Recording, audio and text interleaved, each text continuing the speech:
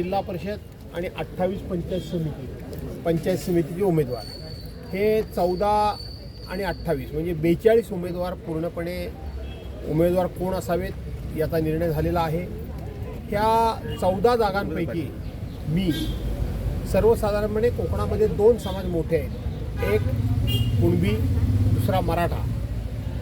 सर्वसाधारणपणे या दोन्ही समाजाला 90% जागा दिल्या जातात आणि 10% आणि त्यांना 10% जागा ह्या इतर समाजाला दिल्या जातात। परंतु मी या 14 पैकी 11 समाजांना वेगवेगळ्या छोट्यातल्या छोट्या समाजांना सुद्धा आपण जागा दिलेली आहे की शेवटी मी बहुजन समाजाचं नेतृत्व आहे आणि म्हणून बहुजन समाजाला बरोबर घेऊन जाणं ही हिंदू हृदय सम्राट शिवसेना प्रमुख माननीय बाळासाहेब ठाकरे यांची मला जी शिकवण आहे त्या शिकवणूरूप मी ह्या उमेदवार हे जाहीर केलेले आहे। काय आव्हान वाटतं आता सध्या राजकीय परिस्थितीत? नाही, राजकीय आव्हान म्हणजे काय, सरकारच्याकडे कुठलंही काम केल्याचं सांगण्यासारखं नाही, सरकारची वागणं चांगलं नाही, सरकार 10दा खोटं बोलणार असल्यामुळं आज एक नवीन फंडा त्यांनी काढलेला आहे।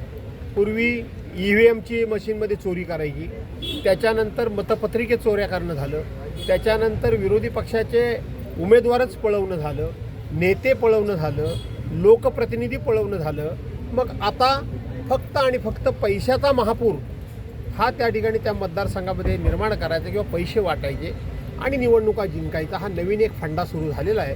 आणि म्हणून आमच्याकडे पैसे नाहीत, प्रचंड अशी आमच्यासमोर जनशक्ती आहे। आमची खात्री आहे की ह्या जनशक्ती 100% हरवी। रत्नागिरी जिल्हा परिषदेवरती शिवसेनेची सत्ता येईल असा विश्वास वाटतो? मला संपूर्ण जिल्ह्याचं काही सांगता येणार नाही, परंतु माझ्या मतदारसंघामध्ये 3 पंचायत समिती 100% मी जिंकेन।